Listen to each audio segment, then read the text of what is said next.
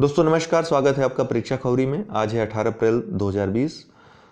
दोस्तों कल एक शासनादेश आपको भी मिला होगा, देखे होंगे आप लोग। ठीक है, कल जारी हुआ है।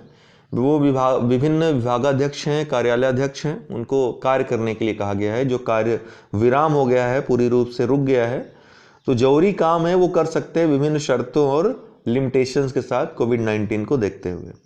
तो आयोग भी खुलेंगे दोनों आपके, यूपीपीएससी यूपीपीएससी। सोमवार को ये ओपन होंगे, तो सोमवार को स्थिति पता चल पाएगी कि ये करना क्या चाहते हैं, अर्थात रिजल्ट देना चाहते हैं अथवा नहीं। क्योंकि आयोगों में अन्य बहुत सारे काम होते हैं, विभागीय काम। ठीक है, लेकिन ये किसको प्राथमिकता देते हैं, क्योंकि अभी एग्जाम कराना 1-2 महीने में संभव नहीं है। ठीक है, भीड़ जुटाना संभव नहीं है, ऐसा रिस्क नहीं लिया जा सकता। तो एक जो काम हो सकता है जरूरी, वो हो सकता है या तो नोटिफिकेशन किसी परीक्षा का जारी हो सके, जैसे यूपीपीएससी 2020 का नोटिफिकेशन जारी हो सकता है। ठीक है, उसकी भी संभावनाएं कम है, क्योंकि लोग फॉर्म भरने कहाँ जाएंगे, कैसे अप्लाई, हर किसी के पास तो सुविधा है नहीं। ठीक है, तो वो भी संभावना कम ही है। दूसरी जो चीज़ है, एक रिजल्ट देने की, जैसे यूपीपीसीएस 2018 का मुख्य परीक्षा का परिणाम आना बाकी है, ये सब जारी हो सकते हैं। ठीक है, फिलहाल देखना रहेगा सोमवार को क्या होता है, उसी से पता चल पाएगा और मैं आपको अपडेट करता रहूँगा। फेसबुक ग्रुप का लिंक दिया हुआ है नीचे डिस्क्रिप्शन बॉक्स में, आप उसको अगर ज्वाइन नहीं किए हैं तो ज्वाइन कर लें। और नया चैनल हमारा है मुख्य परीक्षा के लिए, जितनी भी आपके एग्ज़ाम्स होते हैं सबकी मुख्य परीक्षा, तो उसके लिए नया चैनल है, नीचे वीडियो का लिंक दिया हुआ है, उस वीडियो को ओपन करके आप यूट्यूब को सब्सक्राइब अवश्य कर लें हमारे चैनल को। 18 अप्रैल को विश्व विरासत दिवस के रूप में मनाया जाता है। 1982 से यह दिवस मनाया जाता है। यूनेस्को ने इसको मान्यता प्रदान की है। यूनेस्को की बात करें, कल ही हमने आपको बताया था, UNESCO United Nation Educational Scientific and Cultural Organization है। संयुक्त राष्ट्र शैक्षिक वैज्ञानिक एवं सांस्कृतिक संगठन है। शिक्षा, विज्ञान, वैज्ञानिक विचार और संस्कृति के माध्यम से वैश्विक शांति कायम करना इसका लक्ष्य है। दरअसल इसका जन्म जो हुआ 1942 में, जब ये द्वितीय विश्व युद्ध हो रहा था, तबाही को देखते हुए यूनाइटेड किंगडम में कुछ शांति प्रिय लोग, जो शिक्षा मंत्री थे विभिन्न देशों के, उन्होंने एक कॉन्फ्रेंस बुलाई। उसका नाम दिया गया conference of allied ministers of education. इसको देखते हुए ही यही संस्था बाद में जाकर यूनाइटेड नेशंस ने संज्ञान में लिया, इस पर विचार विमर्श हुए और 16 नवंबर 1945 को इस संगठन के लिए अर्थात यूनेस्को के लिए एक हस्ताक्षर किया गया इस पे। और 4 नवंबर 1946 को यूनेस्को यह लागू हो गया, अर्थात इसकी स्थापना हो गई। यूनेस्को का जो मुख्यालय दोस्तों पेरिस में है, ठीक है, फ्रांस में यूनेस्को का मुख्यालय। हमने आपको कल बताया था कि किस तरह से, किस कारण से अमेरिका और इजराइल बाहर हुए यूनेस्को से, क्या कारण रहा। आपको बता दूं कि विश्व विरासत समिति 1976 में जिसकी स्थापना हुई, ये भी पेरिस में ही है, फ्रांस में स्थित है इसका भी मुख्यालय।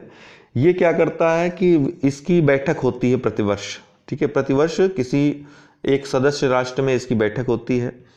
और ये विश्व विरासत जो स्थल है उसकी जो है, जो जिस देश से, जैसे भारत ने भेजा कि हमारे इस स्थल को विश्व विरासत स्थल घोषित किया जाए, तो इन पर विचार करता है, उसको विश्व विरासत स्थल घोषित करता है। तो भारत के ऐसे आज तक 39 स्थानों को विश्व विरासत स्थल घोषित किया जा चुका है। आपको एक बात बता दूं कि इसमें जो है 3 श्रेणियों में विश्व विरासत स्थल घोषित किए जाते हैं: प्राकृतिक, सांस्कृतिक और मिश्रित। ठीक है, प्राकृतिक, सांस्कृतिक और मिश्रित। जो अंतिम बार 43वां सम्मेलन हुआ था विश्व विरासत समिति का, विश्व धरोहर समिति का, वो हुआ था अजरबैजान के बाकू में, जिसमें भारत के जयपुर शहर को 39वें जो भारत का विश्व विरासत स्थल है उसके रूप में शामिल किया गया। ठीक है, और विश्व हेरिटेज सिटी एक प्रकार से जयपुर हो गया है। तीसरा भारत का ऐसा शहर है जो विश्व विरासत स्थल के रूप में चुना गया है। 2 अन्य स्थल जो हैं, पहले चेन्नई, फिर अहमदाबाद और तीसरा ये जयपुर बना है। इसका 44वां सम्मेलन होने वाला था चाइना में, लेकिन वो स्थगित हो गया है। अब वो, उसकी डेट अभी नहीं आई है, लेकिन स्थगित हो गया है वो। अगला है विश्वनाथन आनंद, ये शतरंज चैंपियन है भारत के।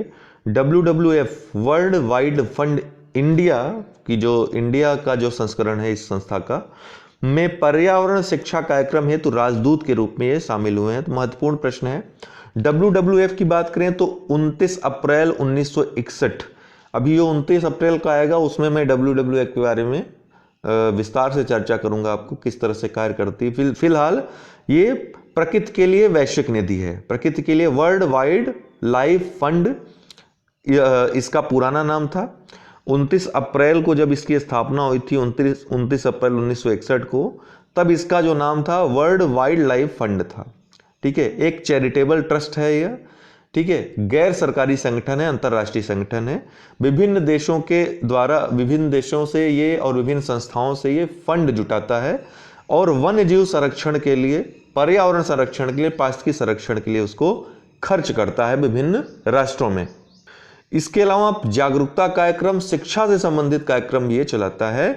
ठीक है, 1986 में इसका नाम बदल करके ये हो गया, वर्तमान जो नाम है वर्ल्ड वाइड फंड।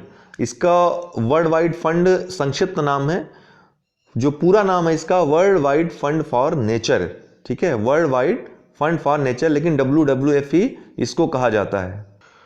और इसका मुख्यालय पूछा जा सकता है एग्जाम्स में, तो ग्लैंड में है इसका मुख्यालय। ग्लैंड कहाँ? स्विट्जरलैंड में।